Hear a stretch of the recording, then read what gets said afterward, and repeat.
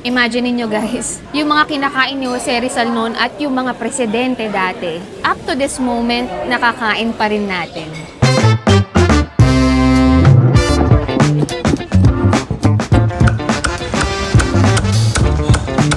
So, ito yung laman loob. Lahat ata ng laman loob nandito. Bahay guya or matres. May tenga, may baga, may puso, may dila. Ang dami.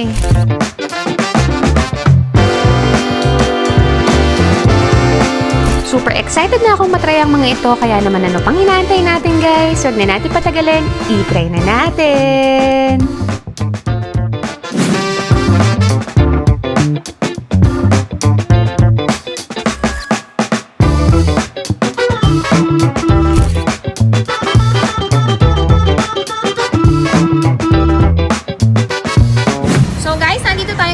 Binondo Chinatown at ang unang stop natin ngayon, hindi siya puntahan, hindi masyado maraming bumibili, tabu siya, pero I guarantee you na masarap siya. Kakaiba din siya, kasi na-try na namin to, na-vlog na namin siya 2 years siguro. Kakaiba siya, laman loob, kakaibang timpla din, not your ordinary na makikita dito sa Chinatown, dahil kasi sa skinita siya, pero pag na-try nyo, matatakam kayo. Tsaka guys, yung may-ari, taga mainland China pa. So meaning, yung timpla niya talagang kakaiba. So matagal na sila nakapwesto dito pero hindi kasi sila yung puntahan ng turista eh. Kasi siguro medyo exotic. Pero tara, samahan nyo ako. Pakita ko sa inyo. Let's go!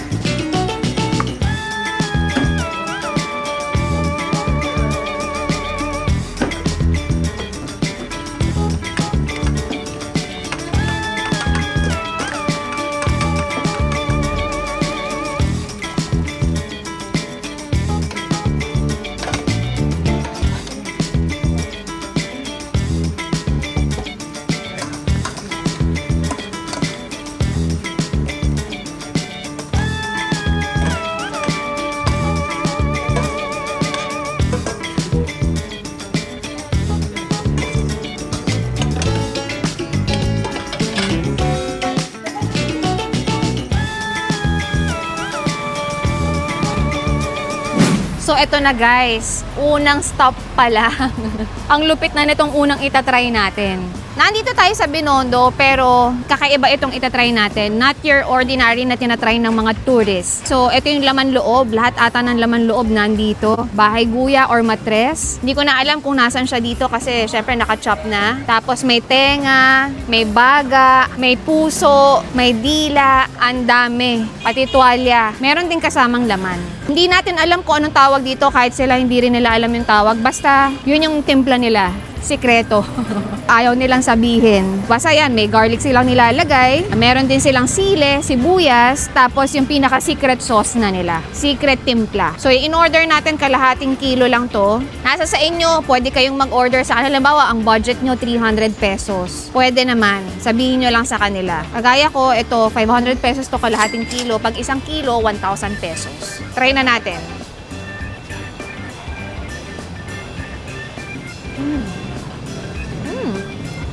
Wow. Alam nyo, at first, intimidating siya. Kasi pag nakita mo yung mga laman loob, parang nakakatakot. Kasi ang lalaki, nakahilera dun. Pero pag tinikman mo siya, walang lansa.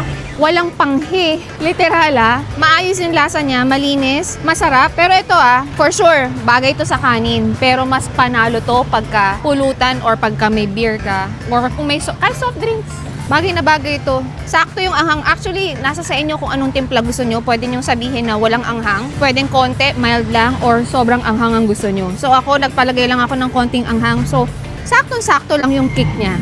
Tsaka ang kinagandahan nito guys, pwedeng assorted yung orderin nyo sa kanila. Pwedeng lahat ng klase ng laman loob. Pwede nyong sabihin sa kanila sa isang order lang. Kahit anong ilang grams pa yan, 1 kilo, pero pwede rin solo. So halimbawa, gusto nyo tenga lang. Di tenga lang, 100 grams, 200 grams, nasa inyo, or 1 kilo.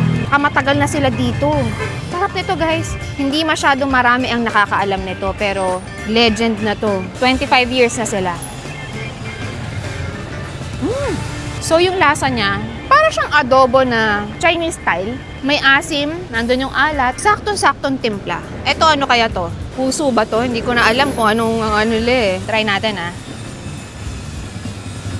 Tsaka lahat malalambot. Sarap ng timpla nito guys. Yung tipong yung sabaw niya, sarap higupin. Kaya kanina may mga umu-order, nagpapa-extra sauce Sarap ng sabaw. For me lang ito lang yung ma-explain ko sa kanya. Yung lasa niya, very addicting. Yung ang hirap tigilan. Hindi mo na namamalayan, paparami ka na pala. Tsaka ang dami nito guys. Dami tayong pwedeng maghati dito. Hindi ko kaya ng isang upuan to. Iuuwi ko to para maihalo ko sa kanin. Tapos magsusoft drinks. Yun, masarap. Bihira dito sa Binondo. Hindi masyadong pinupuntahan. Hindi siya tourist spot. Parang kumbaga, hidden gem. Tago. Nasa isang maliit na eskinita lang. So, itong kalye na to, Tomas Mapua siya. Tapos, malapit lang siya sa Ongpin. Sa mga gustong makatry. Kahit ako, hindi ko alam kung anong pangalan ng pwesto nila kasi Chinese Basta, eatery lang yung nababasa ko. Kailangan nyo matry to guys. Masarap siya. Hindi ko alam kung paano ko ma-explain sa inyo para maniwala kayo. Try nyo na lang. Siguro, pag pumunta kayo dito sa store nila, very intimidating kasi nakakatakot yung mga itsura ng laman loob. Once na tinikman mo na siya, masarap, panalo. Hindi ka mapapahiya. Walang panghe, walang lansa. Ito yung tipo ng sure ako babalik-balikan mo. Try nyo to guys. Kahit konti lang.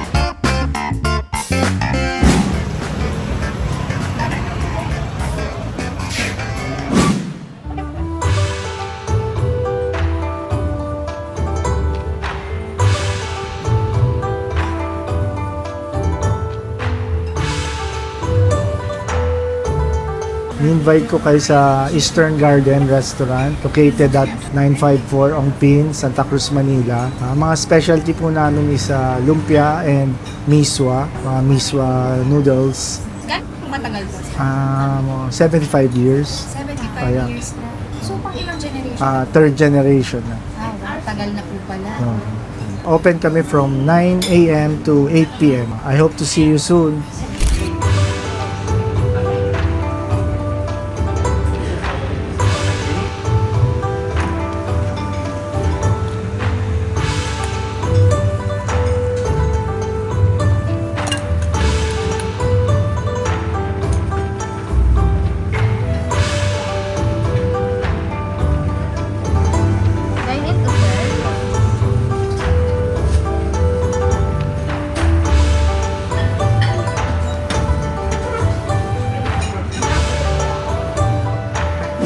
Nandito na tayo ngayon sa second stop natin. Yan. Ito yung isa sa bestseller nila. Fresh lumpia. So, meron silang regular, meron silang special. So, itong restaurant na to, ang pangalan nito, New Eastern Garden. Memorable siya kasi isa sa mga nauna kong vlog, no? Kasama ko pa nun si Akusha. Tsaka yung mommy ko. Etong New Eastern Garden na to, along Ongpin Street lang siya. Hilera niya yung mga nagbebenta ng gold jewelries. Walking distance lang siya sa unang stop na kinainan natin kanina kasi Tomas Mapua yun. So dito, along Ongpin tayo ngayon. Try na natin without sauce muna. Okay.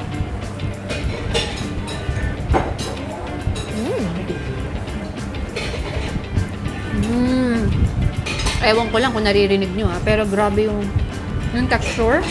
Grabe yung texture niya. Ang dami malulutong. So I think yun yung fried noodles or crispy noodles. Tapos may peanuts, seaweed, yan, may mga gulay. Ako happy na ako kahit wala siyang extra sauce, sweet sauce, or spicy na sauce. Ito pa lang, masaya na ako. Kasi may matamis na siya eh.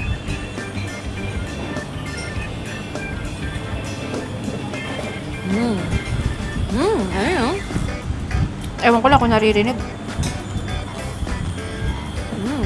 Malaking bagay yung texture niya. Sa dami kong natikman na fresh lumpia, ito yung pinaka nangingibabaw yung lutong. Kasi sa iba, merong texture pero very, very light lang. Ito, daming malutong. Tsaka, hindi lang yun. Dito sa Ongpin, sa buong Chinatown, tingin ko, for me lang sa mga naikutan ko na mga kilala at matagal na, sila yung pinakamura. 80 pesos special na. Sa iba, mataas yung presyo. Pero try na rin natin yung sauce. Yan. Konti lang since matamis na. Tikman na muna natin to.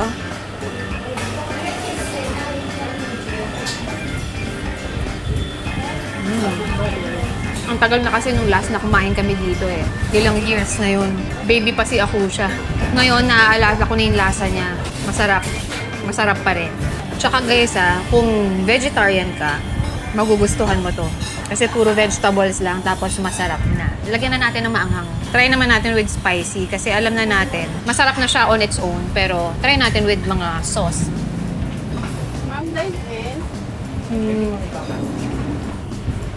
Nale-level up naman niya yung lasa. Masarap pa rin kung gagamit ka.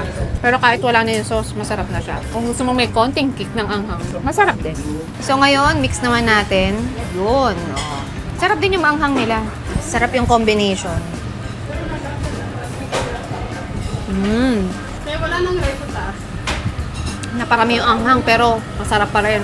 Strong din yung lasa nung fresh garlic. Pangalawang stop pa lang natin, mga panalo na yung mga na-try natin. Actually, itong mga na-try natin ngayon, na-try na natin sila before, pero hindi lang natin nabalikan pa. Kumbaga, long time ago na since yung last na visit natin. So, enjoy na namin to.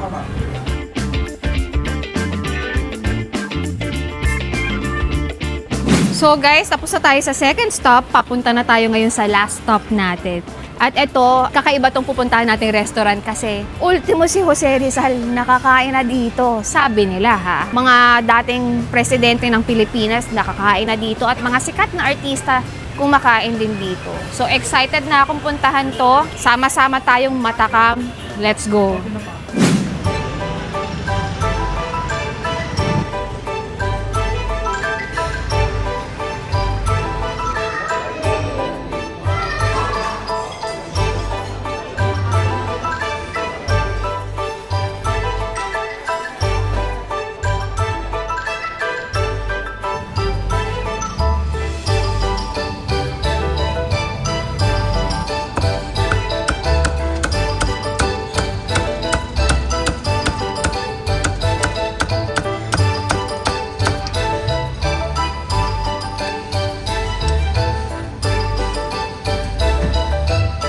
Hello po, ako po si Jade Puntino. Nagtatrabaho po ako dito sa restaurant, Toho Pansiteria. Dati daw po sabi ng mga tao, dito daw kumakain si Jose Rizal, Andres Bonifacio, ibang presidente ng Pilipinas. Yun yung sabi-sabi nila. Tsaka open po kami mga 8 to 8 ng gabi, Lunes hanggang Saturday.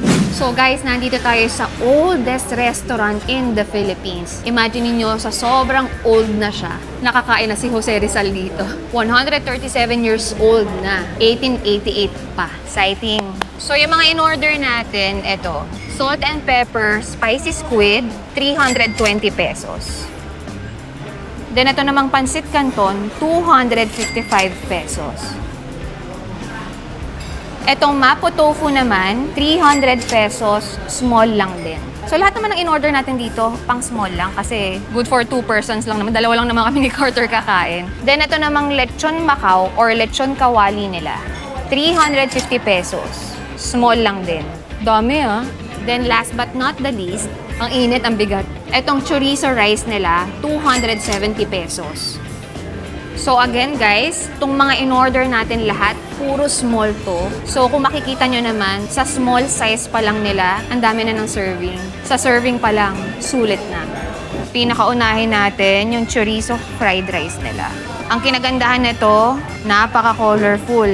Ang daming sahog. May carrots, green peas, itlog, of course, chorizo din. At yung gamit nila, hindi lang basta chorizo guys, Chinese chorizo.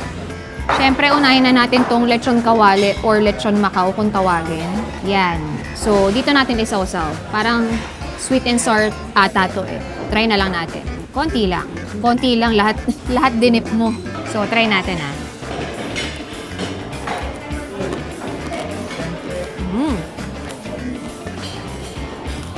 Malutong yung balat. Napaka-juicy. At nandun yung lambot ng karne. Just the right amount ng pagiging fatty niya, tsaka yung laman. Tsaka bagay din sa sweet and sour na sauce. Hindi pa na, may follow up pa.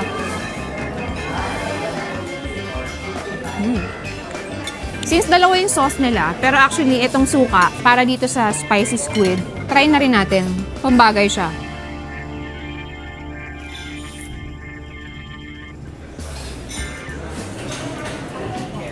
Basta fried naman eh, bagay sa suka.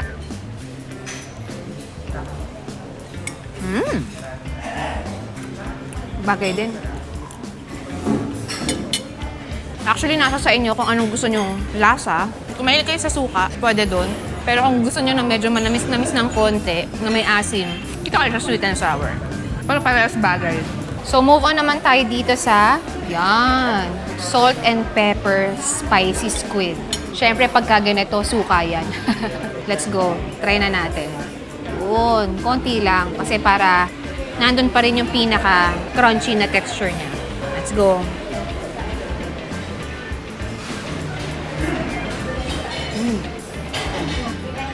Actually, hindi naman siya spicy. Wala akong malasahang spicy siya. Wala, hindi siya spicy. Pero nandun yung taste ng salt and pepper. Tsaka yung pinaka mismong squid niya, bouncy. Tsaka ang kinagandahan nun guys, lightly buttered lang siya.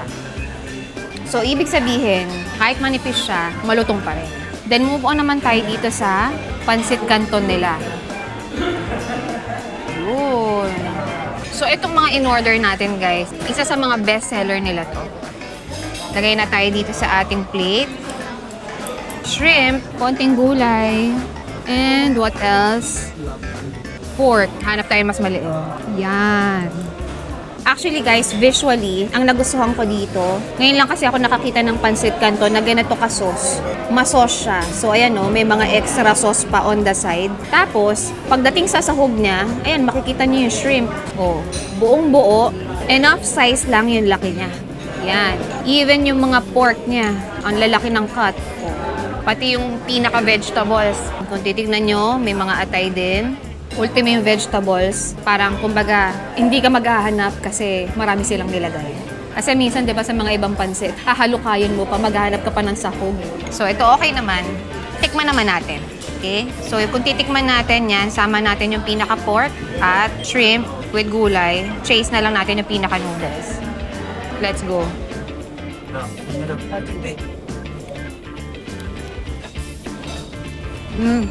Sobrang lasa niya ah.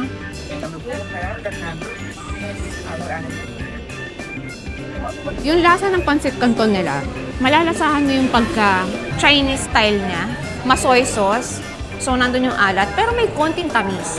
Pero very, very light lang. Tsaka yung pinaka-sauce niya, malapot. Very simple yung lasa niya. Wala masyadong ek-ek. Very straight to the point. Pancit canton. Chinese style. So, pagdating naman sa kanin, etong chorizo rice nila, para kang kumain ng fried rice na yung lasa ng chorizo nangingibabaw. So, para kang umorder ng yang chow na nangingibabaw yung lasa ng pinaka-chorizo. Tsaka maganda doon, dami nag-aagaw na texture kasi may green peas, may chorizo pa, tapos malambot yung rice. Na. Actually, rice pa lang. May lasa na. Dahil lasang-lasa mo talaga yung chorizo. So, may mga iba na hindi sanay dun sa lasa ng pinaka-Chinese chorizo. So, kanya-kanya naman yan eh. So, dito, huwag kayong mag-alala kasi marami silang choices ng rice. Pwede kayong mag-fried rice, plain rice, may yang chow din sila, chorizo, nasa sa inyo.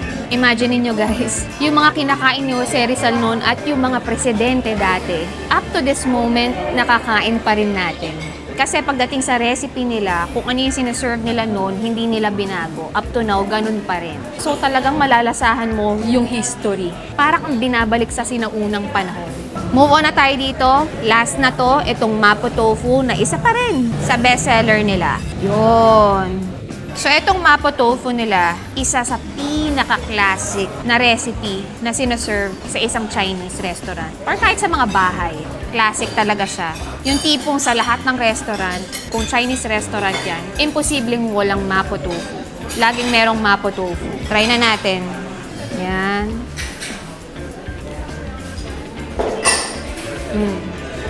Ang nagustuhan ko dito, yung lambot ng tofu.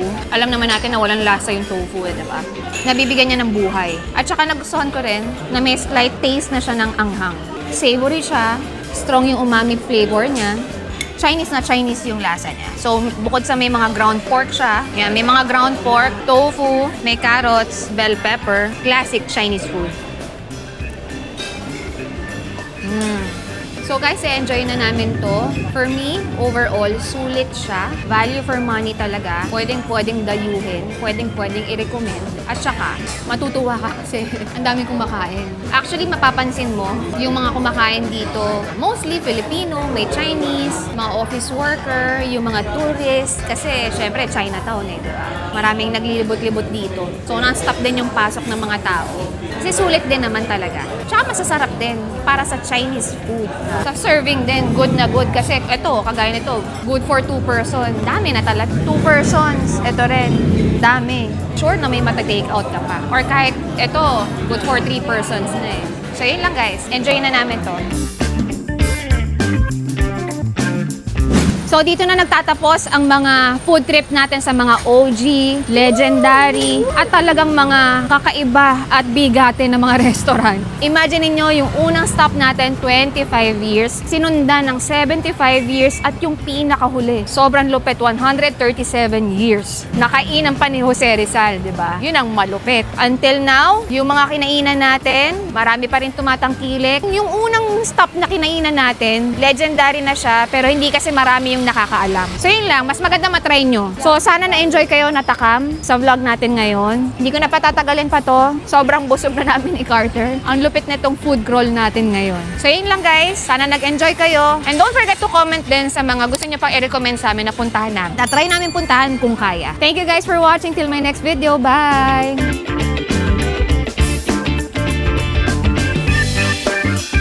Tsaka guys, yung may-ari, taga mainline, Tsaka guys, yung may-ari, taga mainland, yung lasa ng pinaka, ano ba to? Chinese chorizo. Yung chorizo. Hindi, paano ba? Eto, sweet, So, sorry. Tsaka ang kinagandahan nun guys, lightly buttered. Buttered.